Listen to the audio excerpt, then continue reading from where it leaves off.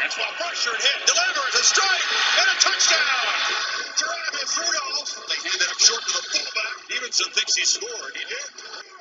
Takes the lead. Largest comeback victory in school history. Hello and welcome to another Florida State Semicast. What a ridiculous game on Labor Day night.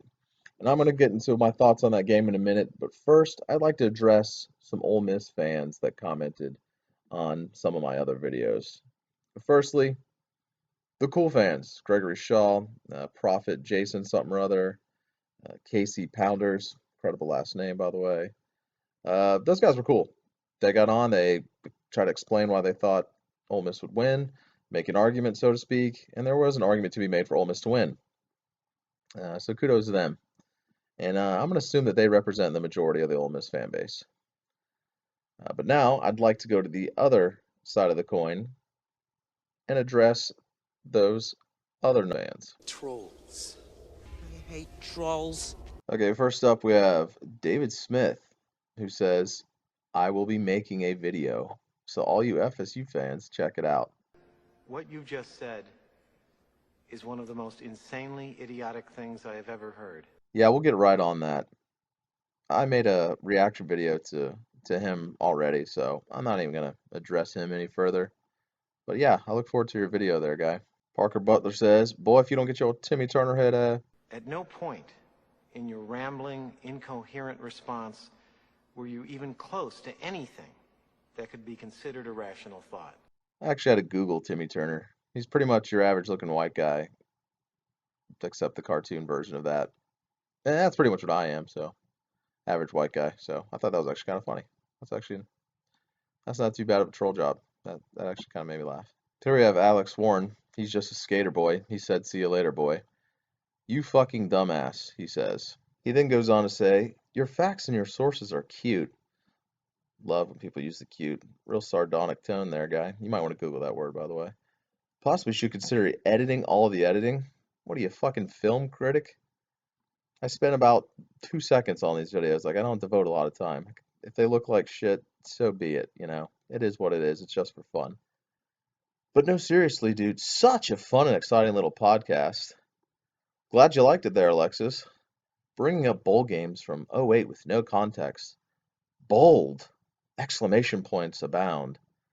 Let me explain to you why I brought up that bowl game. I thought it was clear in the fucking video. But apparently you're a fucking dunce. So let me bring it up there, guy. David Smith, troll number 1 that I showed, kept bringing up the Houston game as a reason why Ole Miss would beat FSU, because FSU lost to Houston, so clearly they can't beat Ole Miss. So I brought up the Bama game to show that just because a loss in a bowl game happened the year before, it does not affect the following year. Nor does a bowl win for that matter. Bowl games have no effect on the following season. They're a horrible predictor of success or failure for the following year. Bama lost to Utah in '08. Was there any reason to think they would, lose to a good team the following year? Fucking no. And Bama won the title the following year, despite losing to fucking lowly Utah in 2008. All right? So that was just one example, one notable example because it's Bama. There's many others, but that was the point to troll number 1. Bowl games don't matter. The fact that FSU lost to Houston did not fucking matter as far as like what kind of skill or what kind of returning players FSU is going to have going into this year. Do you get it now, Alex? Then he goes on to say, go back to your youth minister job. Can you get a youth minister job if you don't believe? Anyone watching this, if you believe, that's fine. I don't, but whatever. But yeah, I'll go back to my youth minister job as long as they take people that don't believe in God. In your fantasy league behind closed doors, down low relationship with your next door neighbor's daughter. Everyone in this room is now dumber for having listened to it. This guy's got some zingers, man. He's got some fucking zingers. Anyway, he's a fucking child. And I don't know if he brought up the youth minister part because he thinks I didn't like David Smith's curse words in that first video, the fan reaction I made or whatever. I don't know if that's why he's referencing it. I don't give a fuck if people cuss. The point was in that part of the video was to bring some kind of real argument to the table. Not just throw out dumbass bitch and fuck yous everywhere.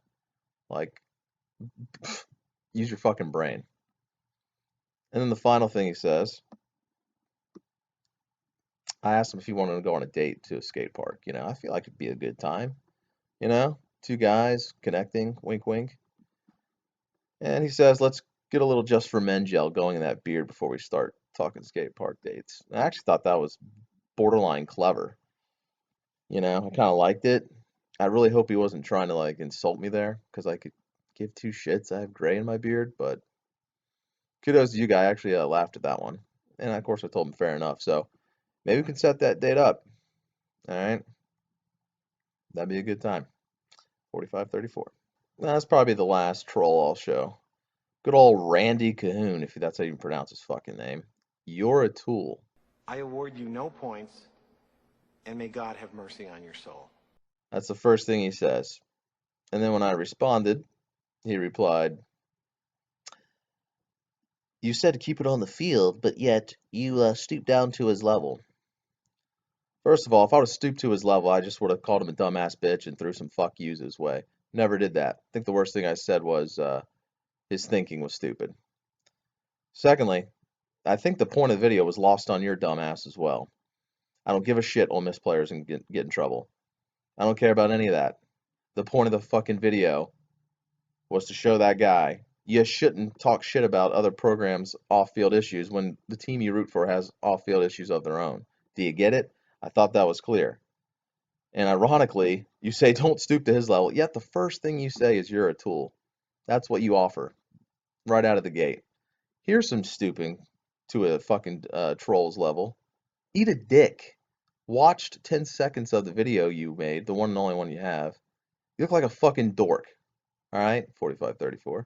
Is that stooping to your level? Okay, so that wraps up me addressing the Ole Miss fans. You had the good. You had a few fucking troll douchetards. Just want to get that out of the way. That'll probably be the last time I ever address trolls. I mean, you put yourself on camera, you're going to get people who come out of the woodworks and say retarded ass shit. So from here on out, I probably just won't even acknowledge it. I'll probably read it and laugh, but replying is just a waste of time. I'm almost kind of disappointed in myself I replied at all. But whatever. It was actually kind of fun, some of it. And most of them, as you could tell, didn't get the point of the fan reaction vid. Thought I was trying to like get on my soapbox and try and point my finger at Ole Miss players getting in trouble. Like, I don't give a shit. And then the other douche didn't get the Bama bowl game reference. Like, I thought it was obvious why I brought it up. Maybe you should look up context. Fucking idiot. Anyways, enough about the trolls. On to the game itself. Supper time in the hole. Supper time in the hole. I shame my family, shame my home.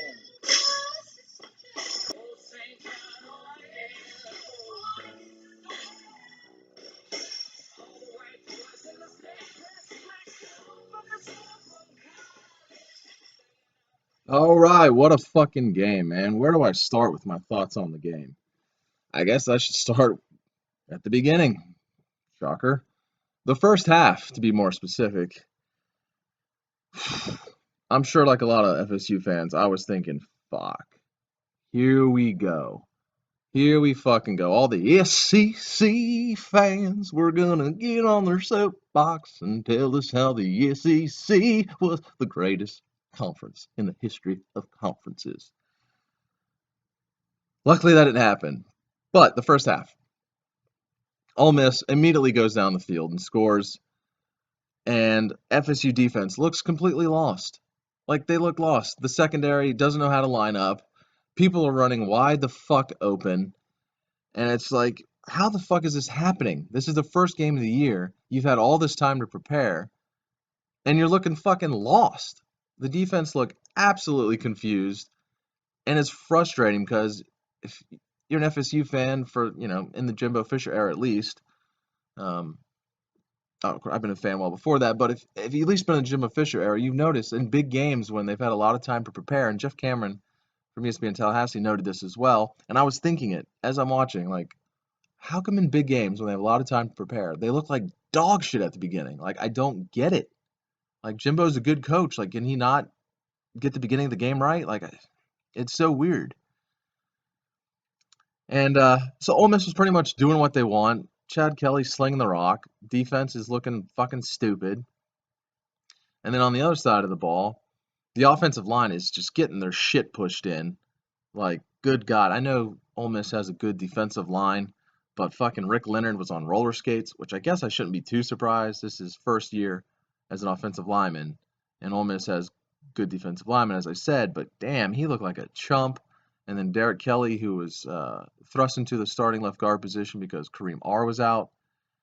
I don't know if he was the problem with some of the interior issues, but good God, Francois didn't have a ton of time to throw. Cook didn't have much room to run, and it was looking like pure shit on both sides of the ball. And then eventually, I think on Ole Miss's third TD, when Tavares McFadden was actually in position, went up, made the play on the ball, and tipped it, and the Ole Miss receiver still caught it for a touchdown. I'm like, this is not the Noles night. I think at that point it was 21-3. At that point, if I'm wrong, just comment below. Let me know at what point that touchdown was.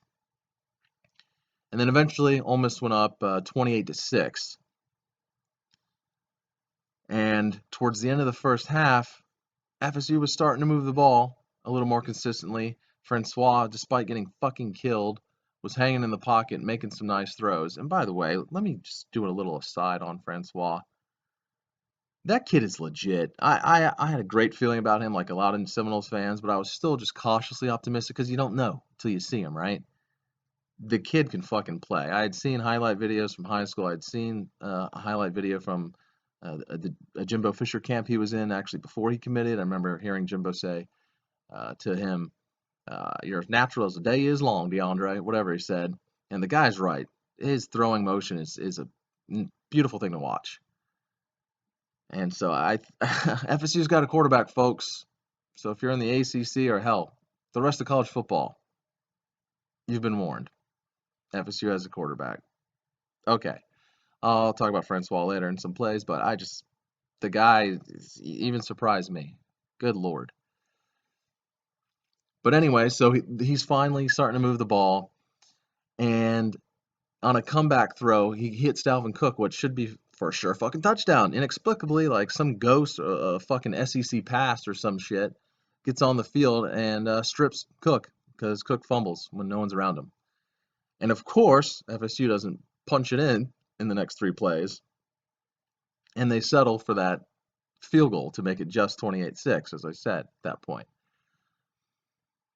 You're like, it's not our night. First, the tip pass by McFadden for Ole Miss TD, and now Cook just fumbles when no one's around. Like, it's not quote unquote our night. And right before the half is when the hope kind of came back a little bit, you know. And Francois made not a beautiful pass because it wasn't like a touch pass or anything. It was beautiful in the sense that he hung in the pocket and he got crushed and delivered a strike to Rudolph for the TD. And at that point, it's 28-13. I think there's less than a minute to go. Might be like 30, 40 seconds or something at that point. And I'm thinking, all right, just down 2 possessions, 28-13. Like, so you're telling me there's a chance. And I got hope. So, and FSU begins the second half with the ball. So that's obviously, another reason for hope. And the second half begins. And FSU and Francois are just articulating the ball down the field, so to speak. And suddenly, they get it. They get another field goal. I think that's what they initially got. They made it 28-16. And then Kelly throws a ball that gets tipped, and FSU picks it off. And then suddenly, boom! FSU moves down the short field, gets a touchdown. It's 28-23 now. Like, it seemed like a matter of minutes. You're like, all right, here we go.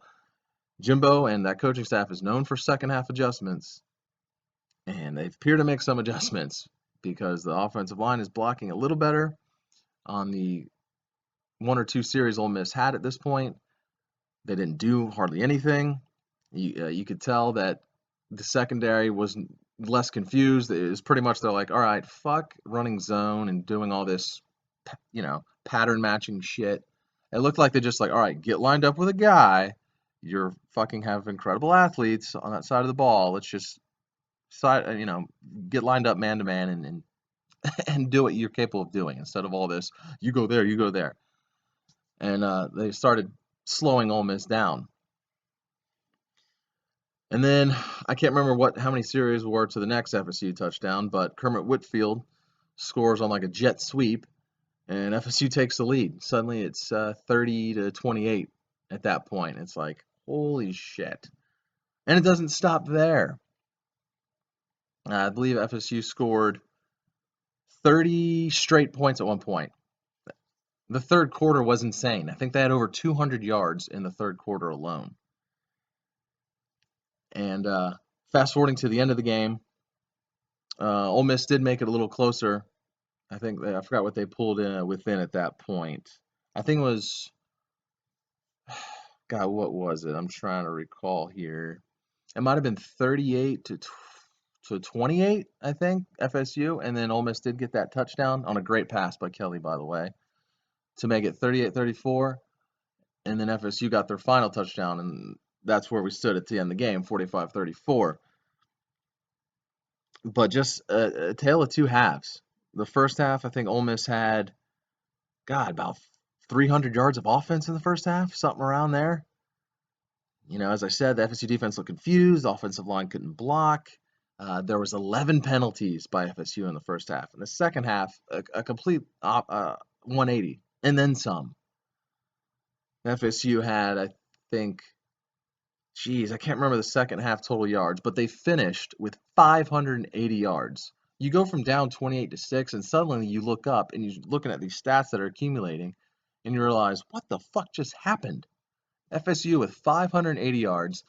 Ole Miss for the second half had just about 80 yards of offense and 6 points.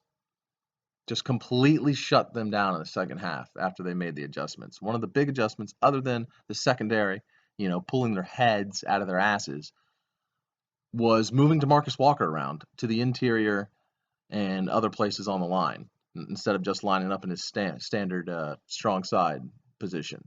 He started moving on the interior, and he was just whipping the center and guards just with his quickness, and finished with 4.5 sacks in that game.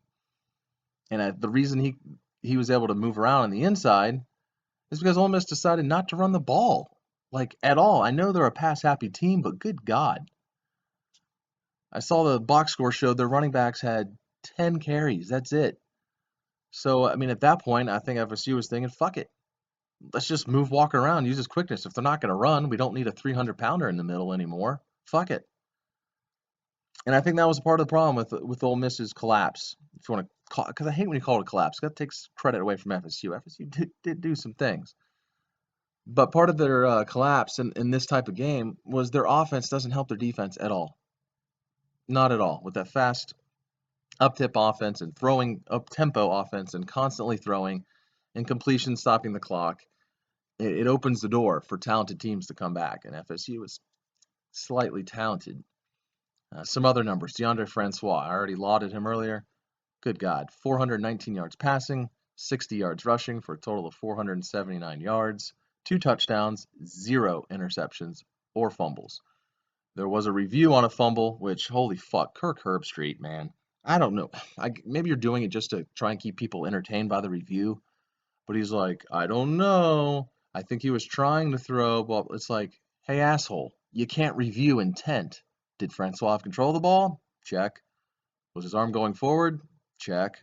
All right. It's a fucking forward pass, therefore it's incomplete. All right. So 0 turnovers by Francois, and I love that because there was a few fans on the Ole Miss side that was like, oh, Francois is going to be a turnover machine, suck dick, and Kelly is so much better. And going into the game, I was under the assumption Kelly was and is going to be better. But for one game, he wasn't. Francois tore it the fuck out the frame. Cook was slowed down. Credit to FSU or to Ole Miss's D-line. But again, you look up and you see the stats like 91 rushing yards, some of which were a little bit garbage time. There wasn't a ton of garbage time, but towards the end is where he got a lot of those rushing yards. And 101 receiving yards, career high. So it's like, man, Cook hasn't really done much. And then you see 192 total yards. Like, that's ridiculous to think he had a shitty game. He had almost 200 total yards of offense. Just nuts. Derwin James balled out. Not a surprise. Got a pick. McFadden had to pick, and then he had the deflection. I know people were getting mad at that deflected pass. It's like, he was in position. He made a play. Like, I think otherwise he did get beat a couple times, but I think overall for a first-time starter he did well. Marcus Lewis, who is a guy that rotates in with McFadden, he had the pick. I feel like I'm forgetting something. I thought Sweat was a little disappointing as far as the pass rush goes. There were some missed tackles, mainly in the first half, but once the defense made the adjustments, you saw their capabilities. I mean, Ole Miss, regardless of if they run the ball or not, and only pass, is a good offense, and they just completely shut them down in the second half. So going forward, as far as FSU is concerned, the O-line's got to get fixed. I know Ole Miss brings a lot to the table as far as, they're pretty damn good, so give FSU O-line break, but Leonard looked like ass, as I mentioned. Kareem R coming back, I assume, will help the interior. Other things, the defense, you can't start a game like that. You have the type of talent. You showed it in the second half where you can shut people down. Okay, but I'm pretty confident the defense turn. I'm less concerned about the defense and their first half struggles. More concerned about the O-line, because that might be a physical thing, and you're probably not going to fix that over the course of a season. What else? Jesus, the penalties. Jesus Christ. I think over 150 yards in penalties. I think 15 total. 11 of those were in the first half, as I might have already mentioned. Like, you can't, man. That's ridiculous amount of penalties. The offensive line was responsible for probably about a third of them. It's like, how hard is it not to get a false start? Like, good God. This is like the same shit from last year. So those are some things that need to get fixed. Charleston Southern's up next, so in a short week. So I'm hoping the starters only play a half. Like, even regardless of score, even if they're for some reason not blowing them out 30-0 at halftime or something, take them out, please. We don't need to get Francois killed, for instance. So that's next, and then after that they have Ole Miss. So really, and after that they have Louisville, which is really their next true game. Louisville looks to be pretty solid. They're ranked, I think, somewhere in the top 20 or top 15. So just stay healthy for Charleston Southern. Clean up the penalties. Clean up the O-line play. R might help, as I mentioned. Leonard, I don't know. Inject him with some steroids or something. Fuck. Not worried about the D. They're not going to play like they did in the first half all year going forward. And then on the other side of the coin, Ole Miss, I'm curious to see where they go from here. Honestly, before this game even happened, me and other FSU fans were mentioning how they lost a lot. So what kind of team would they be? That's a big reason I thought FSU would win, is because I did not think Ole Miss had the talent they had from last year, and they didn't. It showed more so on the backside of their defense, and then especially when they lost their two defensive backs. And please don't use that as an excuse, Ole Miss fans, as to why the Rebels lost the game. All right, injuries happen. Recruit better depth. Don't feel sorry for you. But having said that, where do they go from here? They got Bama and Georgia, fairly soon within the next month, I think. I mean, so I'm curious to see how good this win's going to look. I'll take it, obviously. But I wonder if Ole Miss is the type of team that could finish 8-4, because that defense, it's especially with the injuries now, the back end specifically, is not looking good. That Landshark D got torched for 580. All right. So when they go up against Bama and some other teams, who knows? 8-4 wouldn't surprise me. So this win, which feels great right now, might not look as good. But don't want to be a Debbie Downer. Take the W all day. FSU found their quarterback, which is huge. And wow, just tale of two halves, man. Weird, wild stuff. Weird, wild stuff. And one last note, I believe that makes Jimbo Fisher 8-1 against the SEC, the mighty SEC. which went 7-7 in week 1, by the way.